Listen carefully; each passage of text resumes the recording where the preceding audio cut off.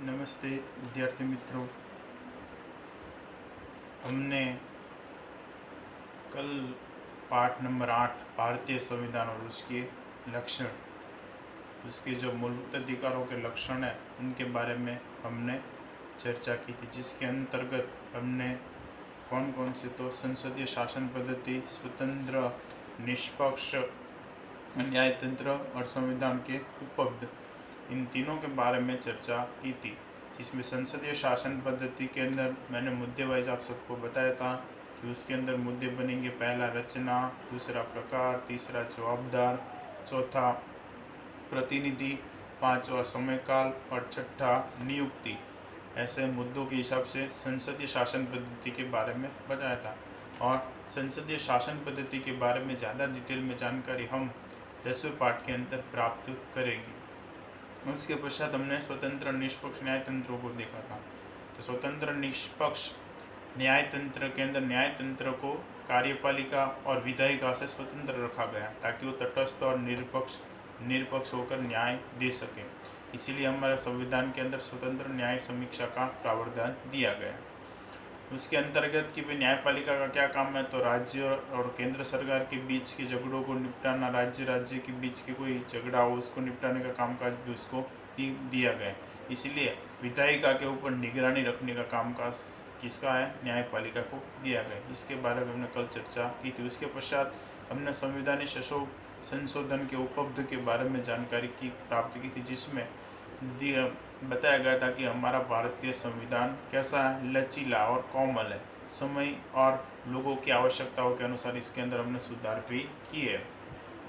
तो संविधान के अंदर सुधार करने के लिए 3 प्रावधानों को हमने देखा था, जिसके अंदर पहला क्या था कि प्रावधान कि भाई संविधान के अंदर किसी मामले से सुसंगत हो या ना हो संविधान के, तो उसको रद्द किया जाता है। लेकिन उसको रद्द करने के लिए क्या, तो उसको रद्द करने के लिए दूसरे के अंदर हमने देखा था कि भाई जो संविधान के दोनों संसद सदस्य है, ठीक है, लोकसभा राज्यसभा, इन दोनों सदनों के सदस्यों की बहुमति और उसके अलावा उसके अंदर मत देने वाले लोगों की बहुमति 2/3 सदस्यों की बहुमति के आधार पर उसके अंदर क्या किया जाता है, बदलाव किया जाता है। उसके पश्चात देखा था कि कुछ ऐसे मुद्दे ऐसे भी है जिसमें ऑनली फॉर दोनों सदनों की बहुमति के अलावा राज्य की विधानसभाओं के सदस्यों की भी बहुमति अनिवार्य है।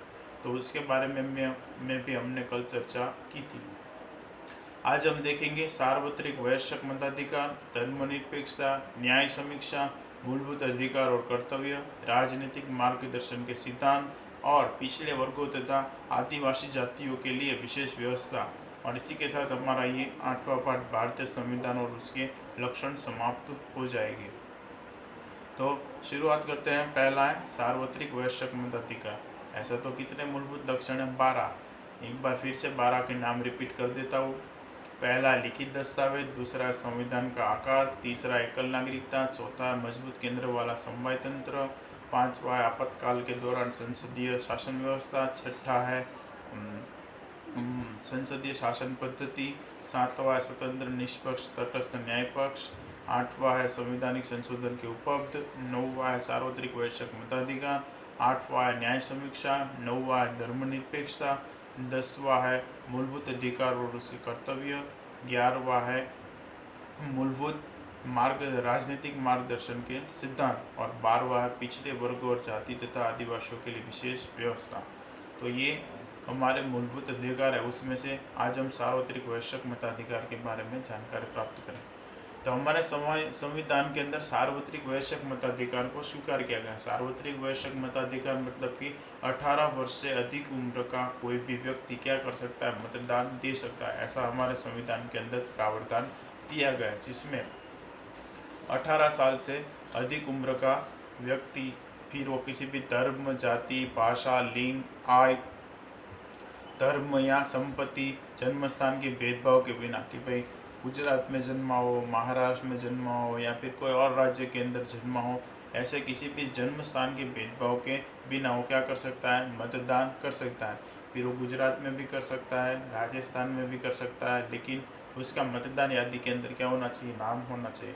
इसे क्या कहते हैं, सर्व वयस्क मताधिकार को हमारे संविधान ने स्वीकार किया, जिसमें भारत में 18 वर्ष की उम्र पूरी करने वाले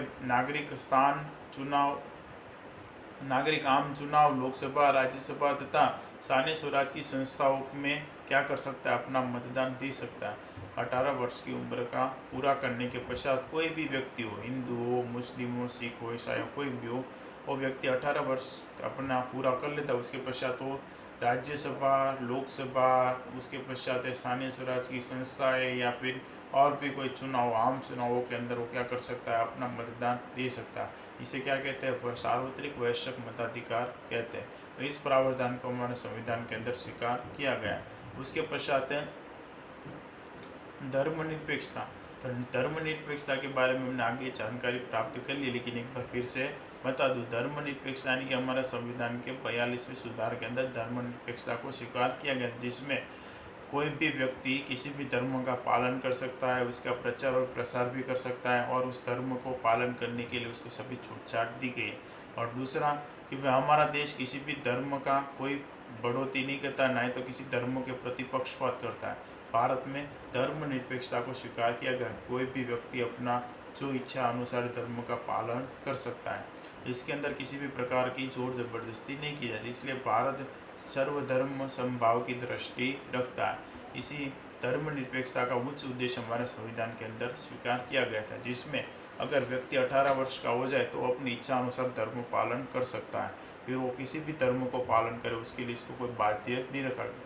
और ना ही तो हमारी राज्य सरकार या फिर केंद्र सरकार किसी धर्म या किसी भाषा या जाति को बढ़ोतरी देती है। कोई भी व्यक्ति किसी भी धर्म का कोई भी जगह पर रह सकता है और उसका पालन कर सकता है, इसके लिए कोई प्रावधान नहीं है। इसके अंतर्गत आप कोई भी पूजा अर्चना कर सकते हो, इसमें भी भारतीय संविधान कोई रोक टोक नहीं। इसीलिए हमारे देश को धर्मनिरपेक्षता के रूप में क्या किया है? स्वतंत्र घोषित किया गया। तो ये है धर्मनिरपेक्षता। इसके बारे में हमने अगले भी जानकारी प्राप्त कर ली थी और इसमें भी फिर से जानकारी प्राप्त की है। उसके पश्चात है न्यायिक समीक्षा। अब न्यायिक समीक्षा, तो पहले न्याय तंत्र के बारे में तुम लोगों ने देखा, स्वतंत्र, निष्पक्ष, तटस्थ न्याय तंत्र, और उसी के साथ न्यायिक समीक्षा। तो इसको हम जानकारी प्राप्त करते हैं न्यायिक समीक्षा के बारे में।